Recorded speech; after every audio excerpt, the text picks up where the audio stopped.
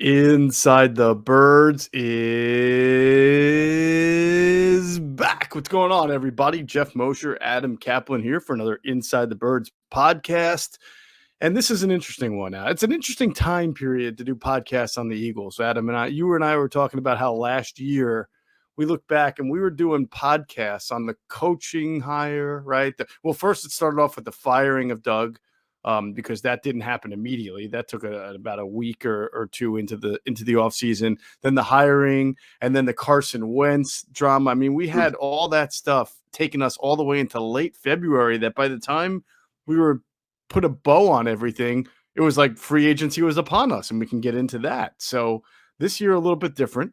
Nothing crazy. No crazy storylines. We've gone through the offensive and defensive review and preview for our last two podcasts, which are out on our platforms. We did that Monday and Wednesday morning. We're going to talk a little bit today about the Brandon Brooks retirement, what it means, his press conference, and also get into, obviously some replacements there and what the offensive line might look like next year.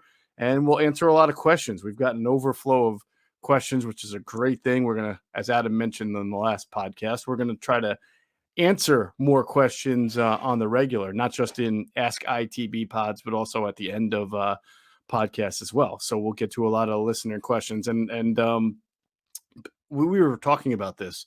People have some really good questions. Some ones that the answer just doesn't come easily. Yeah. It's taking us a little research on some and just kind of like putting everything in perspective. So really, really happy and pleased that we've developed this kind of audience that really challenges us with some questions, Adam. And so it's always good to know that those are the kind of people who are reaching out and listening to the podcast. Yeah. In fact, I've said this before, and we've done it. When they're super, super high level questions, they become segments for us. Like it's like, you guys write this for us. So there are a couple that may wind up happening next month. Next month is obviously very soon. Then, next week, let me see. Yeah, I should be doing a show from the Senior Bowl. Yeah, in fact, for sure I will be. So I look forward to going there. Wasn't there last year for the first time in 19 years. So I'm glad to be back in Mobile. I typically don't say that, but I do miss it. Mobile, Alabama's kind of boring, kind of a sleepy area. I kind of like it just because it's different. Yeah, The weather's usually awful. Rainy and overcast, and true. It's the rainy season, but the home of the late great Hank Aaron. Yeah, well, and that's another thing. You think you're going to the deep south. You think you're getting like 75 to 85 degree weather all the time, and there are times where it will be one day, and then the next day it'll be like you're mentioning 50 and raining, and you're like, nah, this isn't what I thought. Yeah. Right. So, but I like it because there's good food down there, a good mix of like the Cajun style eating. You always get those right on the breezeway there. There are these restaurants that are on stilts, right? And they're all kind of old, dilapidated looking, but you go in and you get some of the best like crawfish, some mix of stuff that I remember once I ate something there that I'm like, I've never seen these things all put together in one meal before, but it was great. At Windchills, I think it's called. Yeah, probably that's where I went. So no, it's a pretty cool place. And I think it's cool because a lot of the quarterbacks will be there, all of them that you mentioned. Yep. And I unfortunately couldn't make it down this year with you. Next year I will try to do that, and then but I will be at the combine for a few days with you there. So we'll do some live reports. It'll be great. Good time, good stuff. Q&A was out. Did you get a chance? I thought they were hysterical. They were really informative. Last week's was, folks, if you haven't heard it, we love their passion, and they're very entertaining too. It's not just super serious information or talk. There's good one-liners. Yeah, I have not heard this week's yet, as it just dropped on Thursday morning. But it's going to be great because we now have more information, and I'm looking forward. So what do we have to preview that show? What's on there this one? Well, first of all, they talked about the divisional round the last week and how cool. Amazing it was. But they had some interesting observations on why Todd Bowles decided to call a cover zero there at the worst moment and leave Cooper Kupp wide open on Antoine Winfield like that. And then they kind of they referenced that to when they were playing under Jim Johnson, and there would be some calls sometimes. So it was some good throwback stories about when Jim would decide to be aggressive or not aggressive, or how players would think about certain calls. And they kind of put themselves in Antoine Winfield's, mind as the call is being made. You read right by him. It was really good. But they also had some excellent stuff on um, on the press conference where Howie and the team pledged allegiance to Jalen Hurts. They have some interesting takes on that, some thoughts on it, some stuff on Jalen Hurts, some of the comparisons that are out there that they wanted to talk about. The wide receiver group, they were really good on, and they had some really good insight. Just and also on Jonathan Gannon, the defense, him getting some head coaching look. So I'd strongly recommend it, like I always do. Of course, we're biased, but it was. Yeah, I found myself cracking up hysterically at some of their stories, so that was really good there. Make sure you check that out. We're working on some pretty good ITB TVs for the future, so we'll get back to you on that. I know there's one name that Adam referenced recently that we're trying to get, and I think we got an agreement to do it. We just have to figure out the schedule because all of our schedules are challenging. But yeah, for sure. And Andrew DeCecco's first mock draft is out, and it got amazing interaction, viewership on the traffic on the website. Yeah, I'm just going to say they're going out of the pretty good one. Yeah, I think philosophically it's a good one, and it makes a lot of sense. Plus, there's one name. What stood out to you? I thought that if what stood out to me was philosophically, it's kind of in lockstep with how we've seen the Eagles address the draft, especially when they have a lot of picks more recently. Plus, there's one name, my favorite name in the entire draft, Andrew had going to the Eagles, a safety named Smoke Monday, which is like, I get a kick out of that name. Imagine being named Smoke Monday. You ready for this one? It won't happen because he'll go before the Eagles pick. Wouldn't it be fun if they drafted Sauce and Smoke? Sauce and Smoke. As you were saying that's because Sauce Gardner is my favorite defensive back for the draft. I'd heard about him maybe 2 years ago, and he's just a great player. He's up there with actually maybe better depending who you talk to, but maybe wound up being better or thought of more highly than Surtain and Horn last year. Yep. So yeah, some people like him more than Stingley too, who was supposed to be the number one corner this year. So we'll see on that. You're right. So good stuff from Andrew DeCecco. A lot of people have checked it out, and they should if they have not yet. It was really good. By the way, it's really tough for Andrew to do these this year because they have 11 picks so far. I mean, that's tough. Was it 10? I thought it was 11. Yeah, 10. No, 10. But they'll probably grab another one in comp pick when those get announced. But I thought for some reason I thought it was 11. All right. So yeah, check that out. And all right. So Brandon Brooks, Adam, he retired. It was I don't know if you got a chance. Did you have a chance to watch the entire press conference? Yeah, I did. He was. Oh yeah, they announced that they were going to have a press conference for him. He was phenomenal. He's expected no less from him because he's one of the classiest guys ever. It was just great. I mean, it's rare to hear a player retire and literally name everybody he ran. You can't name 700 people that he came in contact with. No, he was close though. He was close, right? Right. It was amazing, and I was talking to a couple people he mentioned actually during the press conference. I said, "Hey, I don't know if you're listening. Brooks just mentioned you." That's cool. Ex-coaches and some people who used to be with the Eagles or used to be with the Texans, and pretty cool. And obviously the Jeff Stoutland stuff. I don't know if it got me misty-eyed, but it was pretty touching. I mean, he's so thoughtful, Brandon. He's I love, and then to finish this off, I love that he's going to stay. He's going to Penn for post-grad. Right. He's going to stay in Philly. He applied there to Penn to take some business courses. He specifically referenced the which I thought was great. And I hope he becomes, hey, look, he's already become a sort of a mental health advocate for players, but I hope he also can be an advocate for players going forward, because he referenced the ESPN 30. I'm sorry, the 30 for 30 one called Broke, which is all about how pro athletes, many of them, go broke after their playing careers because they don't know how to handle their money correctly. And that was the inspiration for him on why he's taking classes at Penn and what to do financially. And you'd like to hopefully he becomes kind of an advocate for future players on what they should do post career.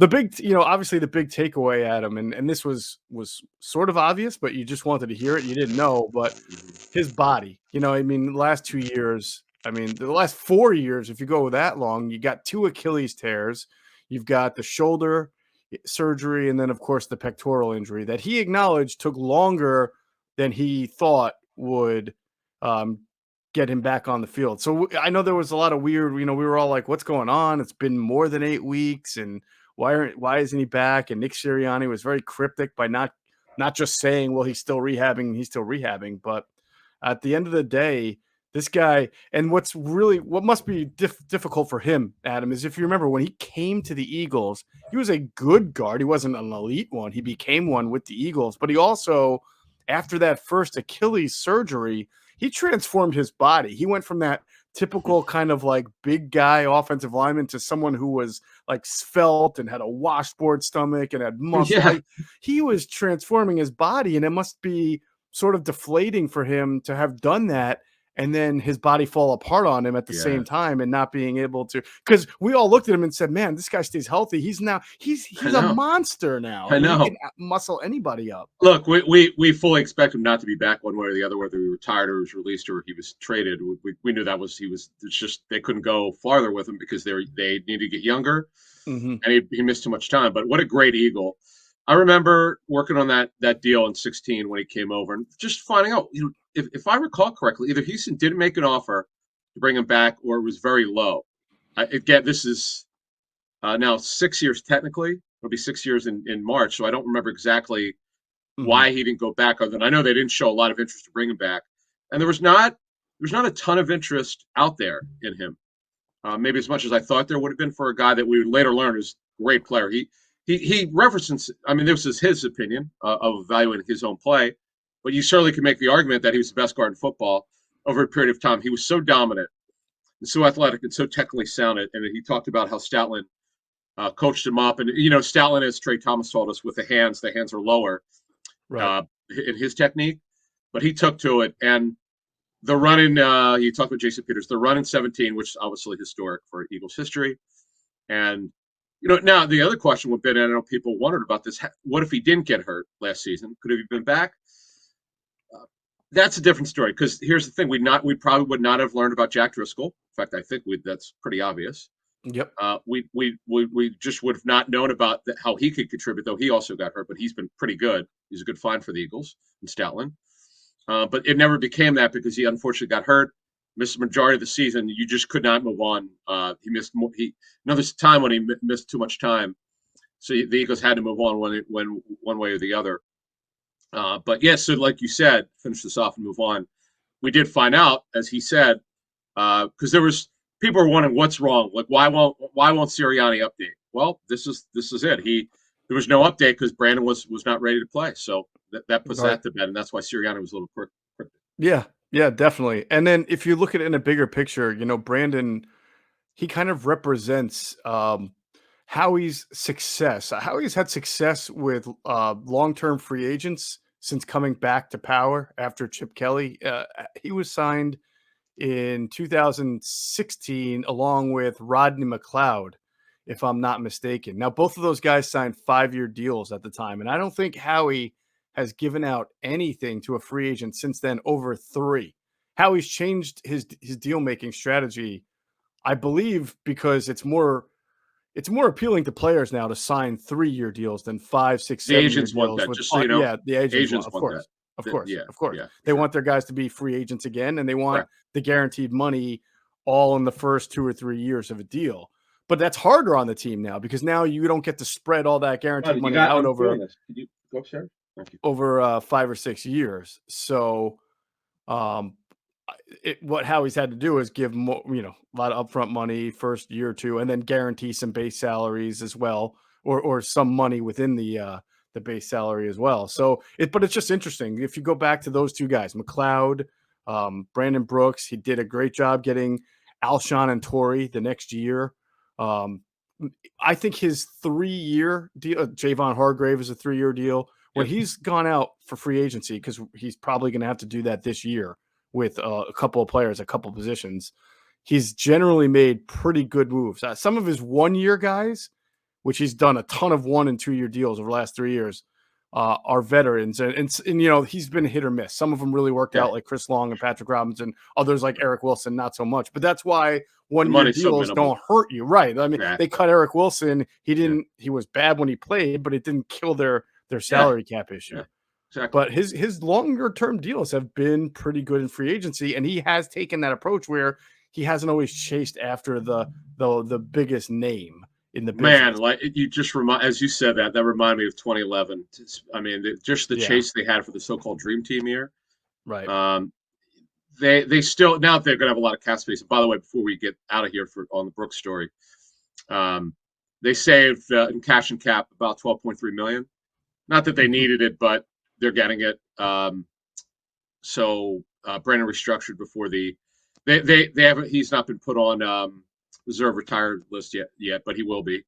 And the cash is important. Ownership does not care about cap. That's for the general manager to care about. Right. The cash is king in the National Football League. Any GM will tell you. And it always comes from ownership and the president and the controller. Okay, how much cash are you saving here? Right. So they save a lot of cash. And then cap is something the GM has to work around. They're going to have tons of cap space. You don't have to worry about it this year. It's a non-story. We can move on. Yeah. The only thing when they will have tons of cap space, but everybody other than like 2 or 3 teams have a lot of cap space this year. So I don't know Saints that are in trouble again. Like this. It's like the Saints and then 2 other teams that are going to have. But so the Eagles are going to have to compete. It's not just because they have cap space they're going to get anybody they want, because there'll be other teams that have ample cap space as well. All about structure. All right, so that's good. As far as replacing him, like you just said, you've got Jack Driscoll. They will probably, as they've done, draft offensive linemen, and maybe somebody will go there and compete with Driscoll. Who knows? That kid Jack Anderson is a guy they like. So there'll be some options there. I would think Jack Driscoll is the leader in the clubhouse, though. Although, as we said before, Adam, what happens when Isaac Seumalo comes back? If Jason Kelce stays, then you've got Dickerson and Seumalo, who are both left guards, but one of them can move to right. You would think maybe it's Seumalo, but then again, we have to see what happens with Jason Kelce on that. 100%, because it's all tied together, because the Kelce decision's got to come up first. Right. And he ended the season healthy based on what we'd heard. So we'll see what happens. But the good thing is that the Eagles are younger again. They continue to get younger just on the roster. And that's what they've wanted for several years. They're done trying to make a run for it again. Now they're just retooling the roster. Semi-rebuild here, and it's always good to be young on the offensive line, and other than Lane Johnson, obviously Kelce, right? They're going to be pretty young there. All right, let's get to some questions. All right, so do you want to? Let's start. We saved them from our Facebook board. So we don't have our list of we had a bunch of free agency questions just to sort of put these in one answer. Mm-hmm. I suspect they will do a veteran receiver. The popular name for me would be DJ Chark, just because I know how big they were in that 18 draft on him. He could have been an Eagle, but it just didn't. They went for Goddard. And obviously, you've got 2 people who know him in the building. Dave Caldwell, who drafted him with the Jaguars, and Gardner Minshew, who threw to him. Good point. So that's great intel there. And he's a high-character kid, talking to Jaguar people. Super high-character guy. Talented, has got great length, tall, could run. He broke his ankle last season. Okay. But it's a guy I've always been high on. Good player. He's had to go through issues at quarterback they've had for years there. So he'll be a popular. He'll get paid. Even though he came off a serious injury, he'll get paid, because if you look at the list that are out there are a decent amount of players out there, but there seems to be some issue with a bunch of them. Age, injury history, whatever it may be. With Chark, okay, he had his first bad injury, but it's not an ACL. You don't really worry about that. Do you think Chark will get a multi-year deal past 2 years? Oh yeah, he'll be one of the top 4 to 5 guys go off the board. Now we're really early here, so we're not even at the Senior Bowl yet. So I'll have the Senior Bowl is where my free agency information starts coming in. Okay. And I'll see how other teams view him, but I just know that putting together my free agency file, I'm looking at it like, see Allen Robinson, okay, older player. Good player, but coming off an injury. He'd be a good one, though. Right. Then you've got he's not a free agent, is Calvin Ridley, but he's coming off a season where he decided he didn't want to play football. He had an issue. Yep. We hope he's okay. Devontae but I'd be shocked if the Eagles were. What's that? I'm sorry, I was saying Devontae Adams, of course, is a Yeah, free agent. he won't. Yeah, Yeah, the Packers are not going to walk away from him. They're just not ready to. Although right. I'm told they never made him an offer last year, but Hmm. they don't want to move away from him. One way or the other, I expect him to stay. But we'll get into free agency. I'm just looking at these questions. There are a bunch of them. Um, we'll have them ranked for you. In fact, we may wind up posting our list on an Excel file. Oh yeah, we I should do actually that. might. Yeah, I think we may wind up doing that just to give you an idea of, because I run it by personnel people. Just say, hey, what do you think? Am I way off in this? If you had to rank them, because these guys have their own list, so just to see what they think. But and then after that, let me see what other questions. Well, There've real been quick on no. the wide Oh, receiver, yeah. because Howie's history, and we talked about this, is not to really make big splash signings at wide receiver, especially. Alshon was a splash, but he got him on a 1-year deal and then Hmm. extended him. He's Sure. really tried to get guys on bargains. So if Shark coming off an injury is still going to get 3 years, and if he's going to get like good money, then maybe Howie dips his toe in a different water or pool, I should say. Maybe like a Juju Smith-Schuster, who was a little bit hurt this past year for again for the Yeah. Steelers and may only be able to sign a 1 or 2 year deal. So that's a He'd be a name. Plus, slot. Yeah, he would be. He could play everything, but he's basically sent as a slot receiver. High volume guy, high character guy. Relatively young. That's a good one. I wouldn't Um, want him here as a slot receiver though. I want him here as an X so that I could play he's not an Devontae X. Smith at it. Definitely not Yeah, an X. he's a big guy, is he not? He's not really. He's okay size, but he's not. He's not a physical guy. That's why he plays inside. He's just a really good inside player. Hmm. Yeah, he's definitely not an X. He could play a Z, but I would be stunned if he would sign for as an X player anywhere. Oh, this is a good question from Rashad Grimsley. If Jonathan Gannon, the Jonathan Gannon question, if he doesn't get the Texans deal, the head coaching job, then I would expect him back. How Hmm. about don't talk about D'Amico Ryans? I had said something on Twitter like 2 weeks ago that if he's not head coach this year, he'll be one next year. He's done a brilliant job. They think he's just super duper smart. 49ers talking to them about him. They know eventually he's going to be head coach. This is just what happens when you do a great job and everyone knows you're a big reason why. You're eventually going to get interviews, and he actually interviewed Right. for the Vikings job. But that's a good name, Rashad. You're right. I don't know why more people aren't talking about him. I'm a huge fan. I know you covered him here in Philly. Yeah. Yeah. I think, I mean, he's the man. He was great, introspective, smart, everything. Great leader, commanded a lot of respect. He was here during a difficult time for the Eagles defense too, because they were going through some transitions. Wasn't he here? He was here for the start of Chip Kelly. Yeah, he Was he called him Chip called him the Mufasa. Remember? Mufasa? That's right. That's right. Trying to think, was he also here for the Dream Team year, or was that No. no? He had I don't came think right. so. He came right after that, right? Yeah. Yeah. So yeah, no, he's a great leader. I'm actually surprised the Houston Texans have not interviewed him That's a just great because of point. Now I think yeah, about it. that's where he drafted and You played That's first. a great point. Yeah. Now, uh, Bob McNair's passed away, but his son Cal is the acting owner. You would think, yeah. I don't. That's a weird one. And then one more from our message board. Actually, two very quickly here from Dave Fox. With 10 to 13 teams needing a QB for Eagles value, do you think that the best plan to roll with Hurts? And if he doesn't improve for 6 weeks, give Minshew a shot? Well, Dave, as you know, the press conference, you might have written this. This was left over before they had the press conference last week. But here's what I think. I do believe they're going to add a quarterback. I'm not saying it's going to be in the first round. I'm not saying it's going to be in free agency. It could be in a trade. Who knows? Whatever it is.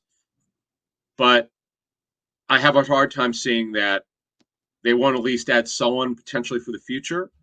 Now, you ask about Minshew giving him a shot. Now, he's under contract for 22, and then his contract expires. The question is with Minshew, or here's a better question, Dave. Would they, let's assume for now that Hurts will be the starter, as Roseman and the head coach said. What if he gets off to a bad start? What if he's the reason? Well, let's say they get off to a 1-3 start. He's clearly the reason they're not playing well. Would they pull the plug? Because they didn't bench him this year for any reason. So would they pull the plug? That's a different thing in year two together. I wonder if they would pull the plug if he gets off to a horrendous start. It's a good question. So I would think 1 and 3 wouldn't do it because you're still very much alive in it even after 4 weeks. But definitely after 8 or 9, if they're 3 and 6, maybe even 4 and 5, or anything worse than that, I think they would have to consider it. I mean, absolutely consider it. Either going to Minshew or, as you mentioned, going to someone who they may pick up here in the offseason. We'll see. But I do think that because you have to remember from an Eagle standpoint, year 3 for Jalen Hurts becomes very, very vital because that is the year that you'd really like to have your answer. You can't be at the end of year 3 still a little bit wondering, because then you get into all sorts of contract extension and financial question marks. Like you don't have to give him an extension after year 3. I'm sure you'd like to if you think he's going to be your guy for the next 5 or 6 years, or, if it's or long clear, 10 years. No, if he has a blow up year where you go, again, this is what we talked about last year with Hurts. It'll either be clear or it won't. Right. Where this past season it was more underwhelming than good. There was obviously some really good and a couple great moments, but there were too many of wow, he doesn't look like the guy. But they're giving him a chance in year 2 in the system, because that's been the issue with him, is he's not gotten a real fair shot over his career in terms of being in the same system for 2 years in a row. Mm-hmm. But here you go. He's getting a chance here. And it'll be clear. It won't be. I understand why they're doing this. I understand why they're going forward. A little bit more detail than they gave last week. I think it's more give him a chance at the same system. But, Dave, you asked some good questions. But I think they'll be patient. But it's got to be pretty egregious to pull the plug early is kind of the way I finish that off. Yeah, I would agree with you on that one. All right, next question. Final one from our friend Aaron Puga. Should we be concerned that Hurts might be closer to his peak than we think? He has one of the best work ethics in the NFL already. Those weaknesses. He's not stubborn and takes the coaching well. Unlike Wentz, very well said, man. His father's coach. Yeah, no, he's got the pedigree. He struggled in the same areas as a passer his freshman year at Alabama. How much better could it be? You know what? That's a good question. Here's the way I would say this with Hurts. I would expect him to improve just because he works hard. No. The issue with progression reading, this is just and Joe Banner talked about that with us a couple months ago on our show. I was listening to Rick Spielman talk about this. He was on the Dan Jeremiah podcast with Bucky Brooks. Mm-hmm. And Rick did a phenomenal job of explaining this. And I know what he was talking about, because this probably referred to Christian Ponder. Just because you have a good test score, or just because you could go to a chalkboard, does not mean you could progression read, because you have to do everything, as Rick said in that interview, like this, quickly. It has zero to do with how smart you are. It has your ability to process quickly. Go read off 1 and then 2. Not every quarterback can do it. Alex Smith struggled mightily with this for years. It took him. Actually, Urban Meyer talked about that when they talked to Urban Meyer about Alex Smith coming out of Utah. Mm-hmm. He was right how he projected him. He said this is going to be a challenge for him. Right. But it doesn't happen. And then the story that I remember Ron Jaworski telling us some years ago is Jaws said that Dan Marino was a guy that if you brought him to the classroom, you didn't think he would be able to get it. But when he get on the field, something would click and he could just read off of 1 and 2. So there's no rhyme nor reason, Aaron, to finish this off, why some guys could process better than others. It has nothing to do with taking a test. It has your ability to go quickly, process quickly. The guys who don't get it are the guys who just never make it, unfortunately. Like Paxton Lynch, remember him? Oh gosh, yeah. Super gifted quarterback. We'll talk about the Paxton Lynch story in another podcast. I've got some pretty good information on that one. I saw it up close, but he's a super gifted quarterback that never made it, and his inability to process was a problem. I remember Nick Sirianni at some point during the season talking about a different player. It was J.J. Arcega-Whiteside, saying how Arcega-Whiteside embodies the Philadelphia spirit because he hustles, he tries, he works really hard. He does every of that, the dirty work that they ask him to do with blocking, and he doesn't complain and model citizen and all that. And at the end of the day, J.J. Arcega-Whiteside is not a very good wide receiver. At least has not been with the Philadelphia Eagles. So that's just another way of saying, Jalen Hurts can be the hardest worker in the world. And I believe he is. I think he's a great worker and leader. And that does lend to improvement. And I imagine he will improve.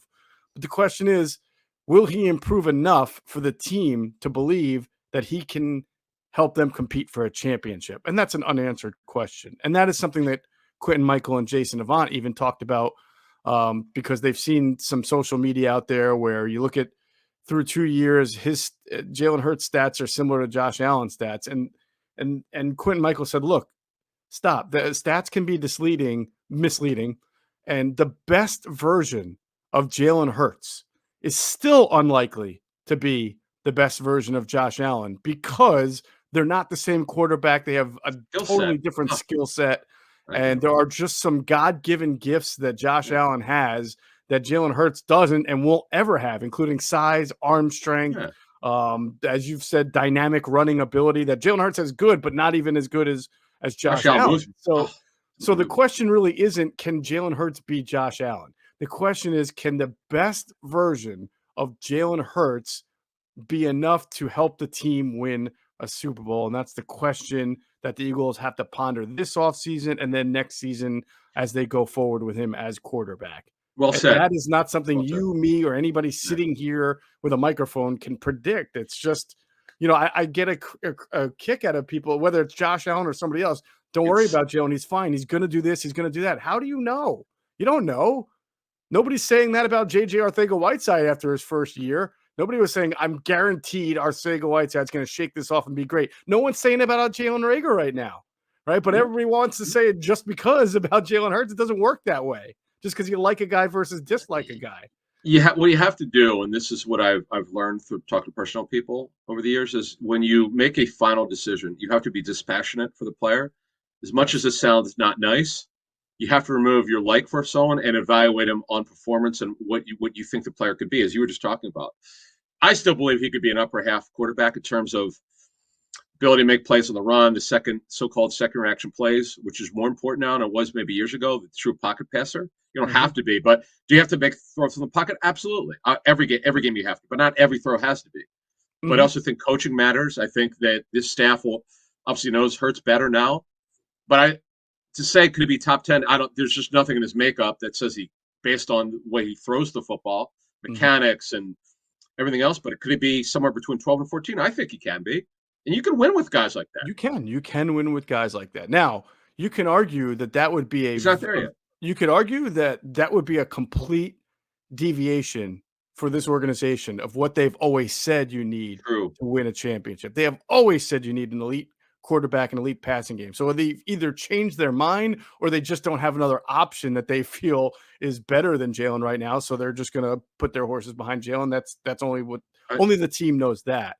Correct. But I agree with you. I don't think Jalen Hurts has like a long checklist of things that absolutely must get a lot better. I think he's got 3 or 4 things that would really help if he improved that. Unfortunately, those 3 or 4 things, it's the level of improvement. It's not easy. It's not easy to see the whole field if you haven't really done that for most of your career. It's not easy to throw mechanically sound if you're kind of used to throwing on the run a lot. So, I mean, those 3 or 4 things, vision, mechanics, fleeing the pocket versus staying in the pocket, are not necessarily easy to work on individually with coaches. That's the stuff that comes when you're playing in games and how to make the adjustment. Well, it's shown on tape study because you pointed out, you go, hey, why did you, because they ask, why did you move? Like, why did you, like he developed a bad habit late in the season of moving for no reason.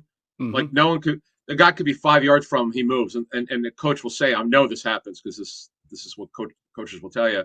Right. The first thing they go, why did you move? There's no reason for you to move. They'll ask him that. And, obviously the quarterback will have a reason for it. But the tape study will show him, like, this is not there. You should not have moved. And it'll get him to his head. I mentioned this before. Kevin Cobb developed this awful habit, and he can never get out of it. And it got in his head about the defenders being close to him, on the rush, and he just would bail. And I just remember thinking, what are you doing? Like, why are you moving? And maybe it's because you got hit a lot, whatever the case may be, and you just want him not to develop bad habits. But sure, this stuff happens in real time, but you show it to him on tape. Okay, you need to do this. You need to stop doing this. And then, as you say, it becomes on the player. At some point, the coaching doesn't matter anymore. We've shown it to you. You've got to go out and do it. That ultimately will be decided as the 22 season. If he is indeed the starter, as the head coach and GM said, then he's going to have to make a jump. And we'll see in OTAs. Because you could see last year he wasn't there yet in the preseason work. So we'll have to see what kind of jump he makes. All right, Adam, 4 teams remain in the NFL playoffs, and that means only 4 teams are left for you to bet on at DraftKings Sportsbook, an official sports betting partner of the NFL.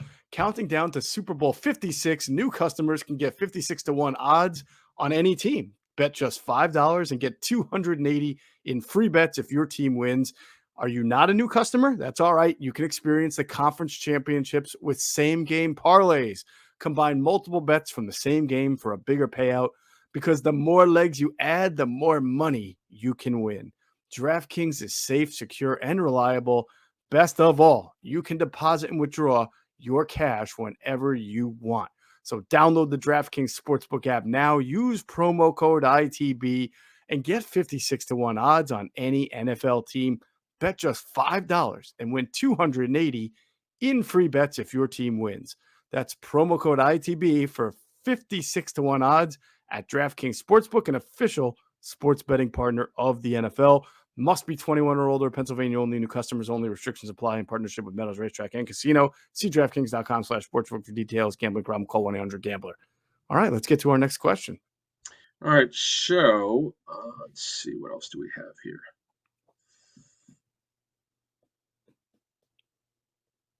Yeah, from Malik Smith, we were told that it was discussed, but they ultimately decided not to do it. So what Malik asked about is about having a veteran offensive coordinator in his corner. Now, Shane Steichen was Sirianni's guy. He brought him in to be his OC, though Sirianni calls the plays. I think so. I mean, Geoff and I talked about this last spring, that it would have been a smart thing to do it to have, because the Eagles were the only NFL team of 32 to have first-time play callers on offense and defense. That's just hard to do in today's age, to not have at least one of them call plays before that. I thought it was a mistake. It's hard to quantify. It's more of a subjective analysis than objective, because there's no way to put this in numbers. But I just felt from a conceptual standpoint, it would have been nice to have someone who'd been there and done it before. So yeah, I don't. Now we'll look into it. We'll see if they're considering doing that. I don't know if you've heard anything, but I've not heard of anything. Steichen, I know. I think you told me something privately that Steichen definitely is a guy who's got Sirianni's ear, right? I may have. It's hard to remember. I know Steichen and he go back to their days when the Chargers were in San Diego, I believe, right? They had coached together. I thought it was more interesting that when they didn't hire the offensive assistant that I thought they were going to, there was at one point where Sirianni sort of slipped out that Jim Bob Cooter was on the staff working in a sort of scouting / special projects capacity, I think it was. So that's about as close. It's about as close as he came to bringing in a veteran offensive guy. Now, Jim Bob Cooter has never been a head coach. He's been an offensive coordinator. I can't remember if he was a play calling offensive coordinator. He was Detroit for sure. Okay. Oh, yeah. So you're pretty close to being a head coach when you're a play calling offensive coordinator, as far as having some expertise on that side of the ball. So he's there, and I know that Nick Sirianni leans on him, but I don't know how much as far as Jim Bob Cooter. I just like saying Jim Bob Cooter. Yeah, I just call him James Robert. I don't know him, but the guys who coach with him, I'm like, do you guys call him James Robert? He's That's hilarious. One more. Jeremiah Washburn's still with the team, correct? He is, yeah. But he is now just in a scouting role, I believe. Or it's a good question. I thought he was. I thought he moved to defense. Or was it just a coaching role? That's what I mean. Yeah, I'm sorry. It was just a coaching role. Right. Okay, so this is the last one on Hurts. This is a really good question from Jeremy Travins. I've heard a number of ITB hosts and guests talk about Jalen not seeing the field, being late on throws, especially deep balls, and not throwing his receivers open. Couple questions. First, is timing something he can learn? Yes, because Jeremy, you might remember, the Arizona game last year was by far, I don't think it's even close. The Denver game, he was good, but if you watch the timing throws that he made in the Arizona game, it was surprising because he was so nascent in his development of a quarterback. And remember that game, he had to bring them back. They took the safety on the first drive, and I remember texting Geoff, I'm like, they're going to get, this is ugly. This could be really bad. And he brought them back, and he made it several timing throws, not anticipation. There's a difference. Uh, J, Peyton Manning and Tom Brady in particular throw with anticipation almost every throw. Timing and anticipation is one thing, like Brady. Timing is you get it to them in the middle of the route. Brady just throws it out there and goes, go get it. That's anticipation. You have to go get the football. Mm-hmm. But Hurts did some good timing stuff in the Denver game. But your question is, can they learn it? By tape study and going on the field and applying what you learn. And then he asked, but could lateness be a matter of confidence? That's an interesting question. How would you respond to that? The Arizona game. I remember the touchdown to Alshon Jeffrey. I think that was one of those throws you were talking about where it was he wasn't open, but he knew he would be open, and he even back shouldered it, if I recall correctly.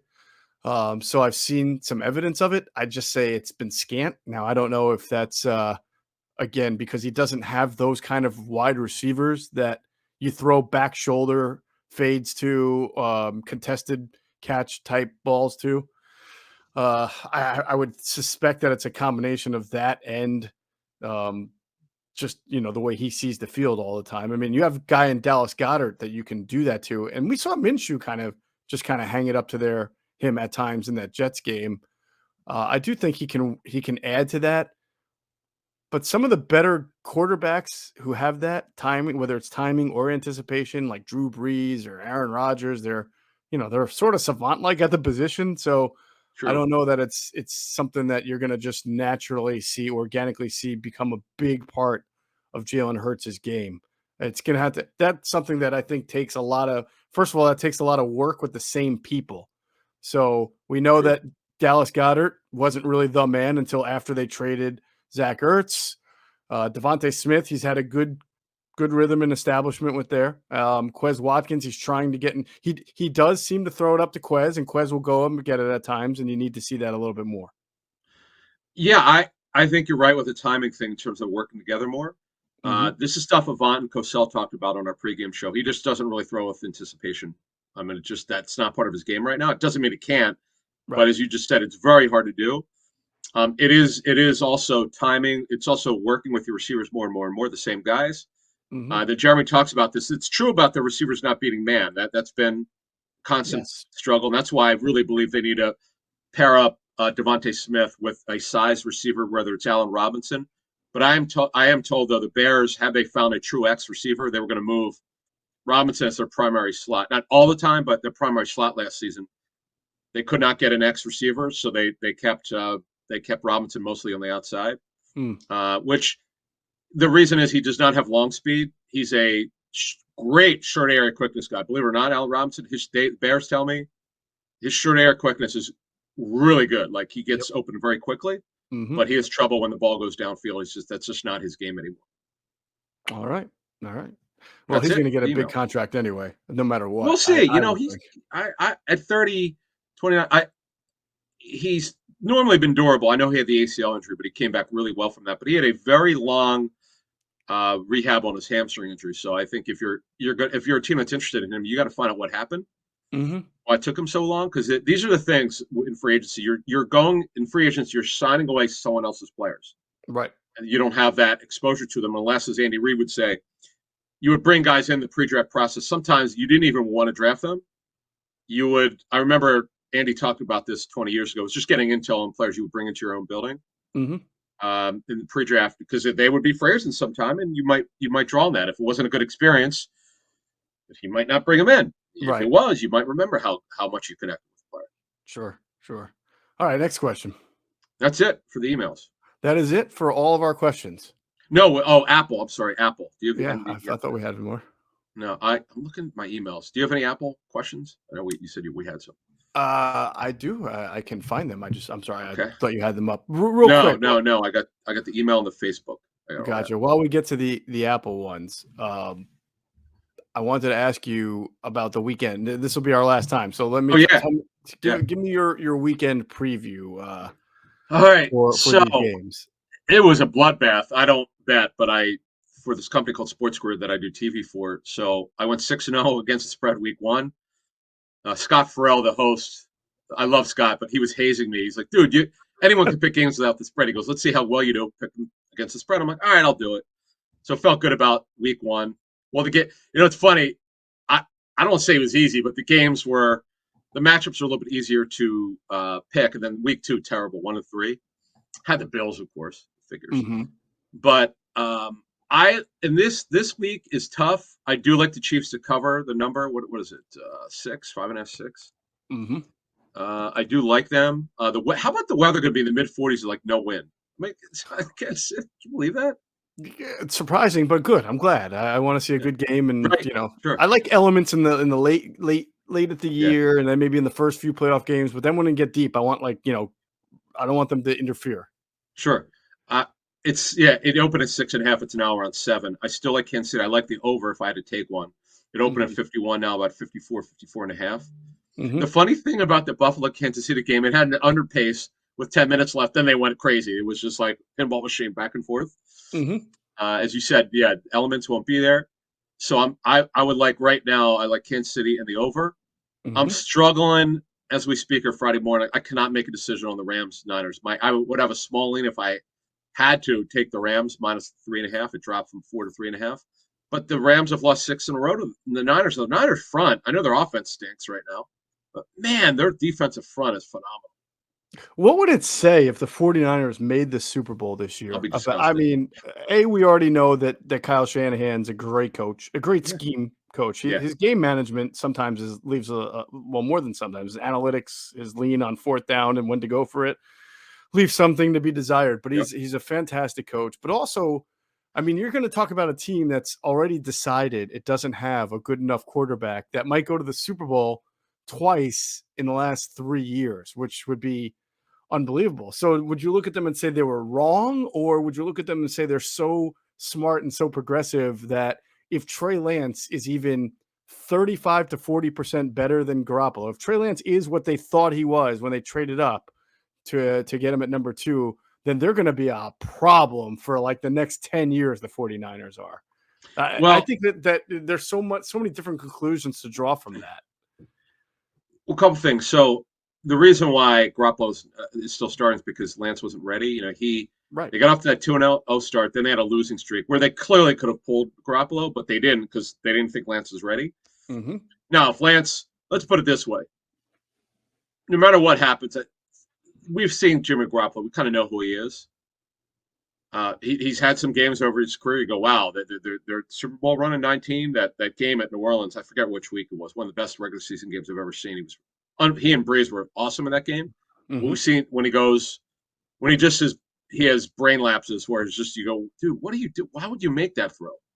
He has those type of games, and that's why they traded them, and they traded for Trey Lance. They know who he is. He's kind of shown who he is. So, he's going to have value. Jimmy G will have some value because there's so many teams that need a quarterback. It's crazy. This might be the most I've ever seen in our time together here in the 5 years. Yeah. This is year 5 for us. Yeah. So in a nutshell, to move this along here, I would very small lean towards the Rams. I don't like the over-under at all at 46. Niners have trouble scoring. The Rams front is awesome, right? Yeah. Defensive front. Yeah, I'm with you on that. That might be more low scoring than we think. Who do you like in the first game? I like the Chiefs and Rams. I think that's going to be the Super Bowl. Okay. Yeah. I would love that. Oh. I actually think the Chiefs are going to handily beat the Bengals because Lightning you can't get sacked 9 times, win, and expect that to happen again. So it's not their time. The Bengals, I love everything about them. Burrow, all that. It's great. Yeah. I think they're going to get whipped actually in Kansas City by at least 10. It's crazy. For the second year in a row, we could have the Super Bowl be playing in the home field. It was at Tampa last year, wasn't it? Oh yeah, how about that? I forgot about that. That is amazing. And in LA, sure.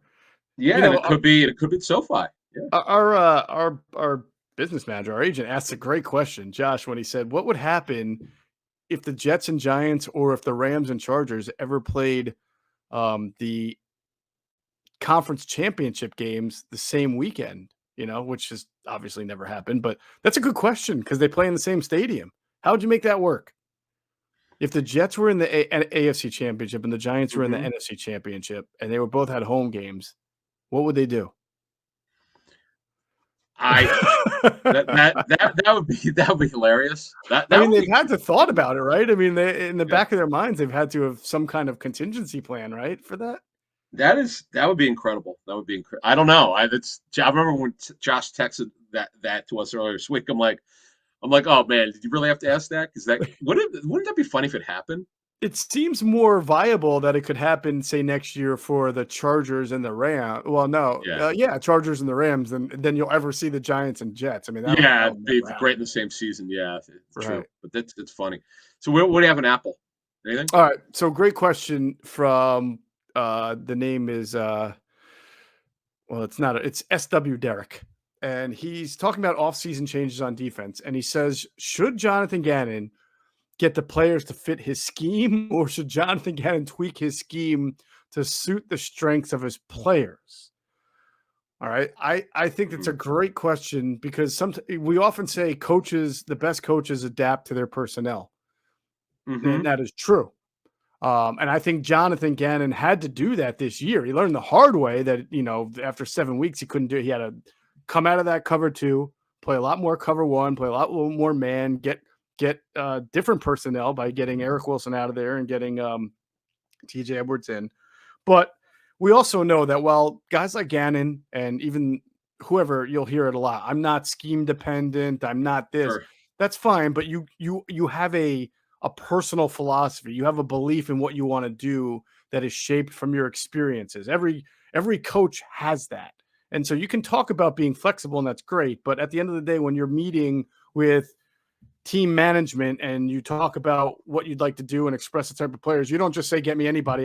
You have to have your input. You have to have kind of a plan. The best, like Vic Fangio is going to tell you he's a 3-4 guy. He's not going to sit there and try to tell you to draft You can only 43 run that. players. Yeah, he can only run 34. Though, Right. man, he would be a huge hire if Gannon became the Texas head coach. Absolutely. He's from Wilkes-Barre, I think, or somewhere around that area. I forgot about that. Yeah, he is a Pennsylvania guy, isn't he? And on Yeah. the star staff with Jim Mara in the mid 80s. Yes, no doubt. Also wasn't Tom Coughlin on that staff too? I think it was crazy. Carl Peterson was the GM. I It's thought like a Coughlin who's was a who. wide receivers coach on that team, but I could be wrong. Who's that? I thought Coughlin was like a wide receiver. Might have been. I can't remember. I vaguely remember that him being with that staff, but that would be amazing to me. Yeah. Yeah. So I would say this. I think that it's easy to say collaboration, but I do believe that Jonathan and Howie have to be on the same page, specifically about the back end type of players that they are going to need at linebacker and safety in order for Jonathan to have the type of defense, disguise, deception, movable pieces, and that Howie would have to get players who fit that. And Howie did that for Chip. He got players that were more 3-4, and he got those tall, lengthy players that That's what Chip wanted, right? Chip wanted, yeah. Right. So I don't think Howie will have a problem with it. No, because Chip had partial control. He had more control. Roseman had more than Kelly until obviously Roseman was reassigned in 15. But right. Sirianni doesn't have even what Chip had. So to me, it's strictly about conversational items. You talk it through. Hey, what do you guys need? And Roseman does try to do that. Talking to guys that work with him, the coaches work with him. He's learned over time to make it more about them and less about himself in terms of personnel. What do you need to win? And you mentioned length. They have to get bigger at linebacker. This is absurd. This is not the late great Jim Johnson about when he wanted smaller players. Mm-hmm. Today's NFL, you got to be big. Well, you could be smaller but unbelievably explosive. Right. But in general, you can't be this small. Mm-hmm. So I would expect in year 2 to answer this moving along. I would expect to see some changes from on defense in terms of the players that you get, type of players they bring in. Josh Sweat, they walked into with his length. He's perfect. Any scheme, he's great. He's not scheme deficient. Scheme versatility. But they've got to get longer players and they got to get better athletes on defense. And that way, Gannon could be more aggressive. Right. All right, let's end it with one more because there are some a lot of the review questions are good. This one's from Bobo2131. He says, I see all the talk about potentially going after a marquee quarterback like Watson or Russell Wilson. In order to get one of those, you'd think the Eagles would have to give up some of their first rounders. and those guys are going to eat up cap space. So he says, the roster has a lot of holes that need filled. And they're not just a QB away. Is there actually a realistic play for a big money quarterback where the Eagles could also source quality players to fill those gaps in production? I guess what he's asking is, could they get the big name quarterback, Adam, that we sometimes speak about, and also fill the holes that they have, assuming that they'd have to give up some of those first round picks to get that quarterback? So can they satisfy both ends? It's a complicated question. It is. Great question. You go first, because I have some thoughts on it, so you go first. No, just very briefly here, they're not going to want to give up the 3 first-round picks and not get a guy like Russell Wilson. Right now, the Seahawks are not making him available, number one. Number two, Aaron Rodgers, they both have Wilson has a no trade where he could determine if the Seahawks want to move him, he has to say where he goes, if at all. If he's open to it, then Wilson will have to determine, does he want to go where there's a semi-rebuild like the Eagles? They are semi-rebuild. There's no other way to say it. The guy who posted in Apple, it's a fair question. It's obvious, as he said, they have a lot of holes. There's no doubt about it. We just did this roster review shows. As you and I went through those shows, I'm like, wow, they have more holes than I thought. Right. Doesn't mean they won't get better, but you would rather have your picks than not. But here's to move this along here. My question would be this: if Wilson does become available, Aaron Rodgers, to me, he made it clear he does not want to be in a rebuild, so you could eliminate him from coming here if indeed the Packers wind up wanting to move him, or Rodgers, because of their revised agreement, they have to, in good faith, move him if he wants to move and wants to play. Other than Wilson, who else would there be out there? What kind of veteran? Watson is a lot of legal hoops to jump through. Right now, I don't see it. We know, several people reported how much they were interested in him. There's a lot of legalities that need to be cleaned up. Let's put that one to the side. So, other than Wilson, real quick, because I don't want to move on from the whole other than Wilson, right, because I want to ask you this, because you may know better than most. Do you believe Russell Wilson is going to be moved or asked to be moved this year? Do you believe he's not going to be back with the Seahawks? Okay, a couple things have happened there. Pete Carroll's coming back. There's no question. There was never a question of whether they were never going to fire him. It's whether he'd retire or come back. He's coming back. That's not a question. Mm-hmm. Right now, the Seahawks, as I understand, are not inclined to trade him. It doesn't mean they won't come the third week of March. Mm-hmm. Things are okay now, but Wilson, things were quiet. I knew behind the scenes he was not happy with the direction of their offense last year. He's never been happy with it because Wilson wants the offense to go through him, not through the run game, as Pete Carroll wants. That's why they're loggerheads. Mm-hmm. They get along, but so to answer your question, we're not there yet. We were not.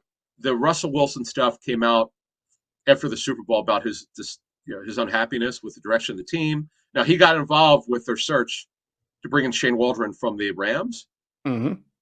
And I know their offense wasn't great. Obviously, he had the middle finger surgery. That didn't help. But that's a wait and see. I'm not rolling that. No matter what report comes out, it's all great until Wilson makes a decision what he wants to do. Yeah.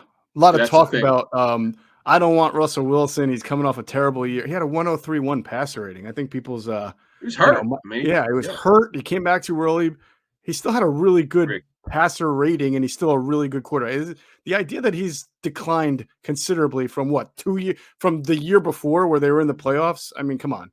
I just don't see it that bad. In 2020, first 8 games, 28 passing touchdowns. He was headed for an NFL record. Pete Carroll had enough of Brian Schottenheimer. Mm-hmm. He put a stop to that. And my problem with Pete Carroll is this. It's like he needs to understand it's not the play. I don't know Brian Schottenheimer, so I'm not trying to back the guy. I just hate when coaches micromanage their coaches. It's just bad coaching. That's why Pete Carroll will never win another Super Bowl, because he doesn't understand the way this business is. Throw the damn football when you have a gifted passer like Wilson. Mm-hmm. Okay? Pete finally gave in to letting the offense coordinator, in this case is Schottenheimer, come out throwing. He did not believe in that. He believed in balance the entire game. Analytics will show you come out throwing, you have a much better chance of winning. It's the statistics going back to the 60s are almost irrefutable.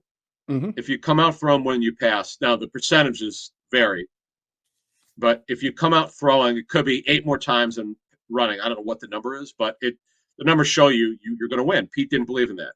Right. Well, he finally gave in from as I understand it, the front office, other coaches got in his ear, said, Pete, just let us come out throwing. We've got the personnel. Obviously, Metcalf, Lockett are great.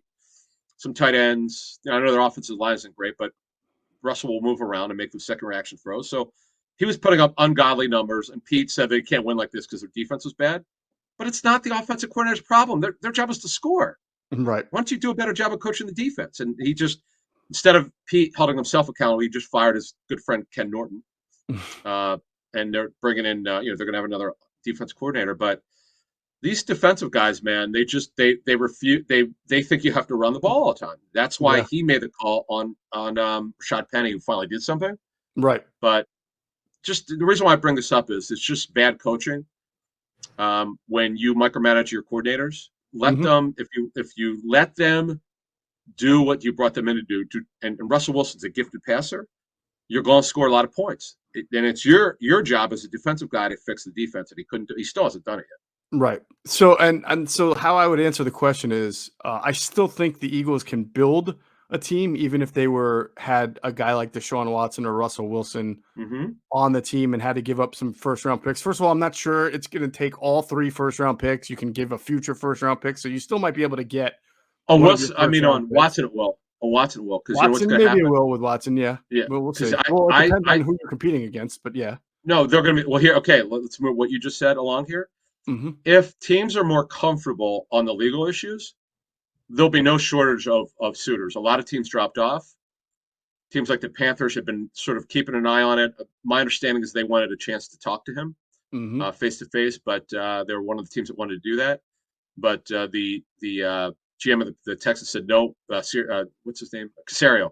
Caserio was not going to give any team the chance for them to get in front of him. Now, could that happen in March third week of March when the trading season ends, or opens up? Excuse me.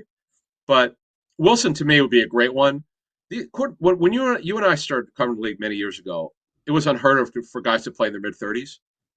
And these guys, now it's totally different. But so all right, but who has multiple first round picks this year to offer the Texans? The Giants do, but they've said they're out. The Jets do. They just drafted a guy. So I still think the Eagles could, if Houston wants 2 first round picks, if Houston wants 3, the Eagles can say, I got 2 this year and 1 next year for you. I don't have to give you all 3 this year because nobody else is going to give you 3 first round picks this year. So you could still get him with retaining 1 of your 3 first round picks. You still have 9 other picks. You still have free agency. As you mentioned, the Eagles have money. So even if they took on one of those 2 guys, they could sign a free agent or 2 to make an impact on their defense. So can it be done? Yes, it can be done. And in some ways, it gives you a lot more of an opportunity to win next year because you have a proven Pro Bowl caliber, championship caliber quarterback, as opposed to building behind Jalen Hurts and then getting all these picks in and hoping all this youth movement takes you where you want to go. So there's 2 different ways to do about it, but I do believe you could still bring in a big-time quarterback and still fix some of the holes that you got. It's not just like I've got a great quarterback and a really crappy team around him. I've heard people say that, and I don't think that that's the case. So that's how I feel about that. I think it's a good time we'll get more of the Apple questions as we promised on the next podcast as well. And that'll do it for this episode of Inside the Birds, the leading podcast in Eagles Intel. Big thanks to our producer, Hunter Brody. Check out his work on YouTube. It's called Sports Talk with Broads. Check out his website, broadsmedia.com. And as always, we thank you for flying with us inside the bird.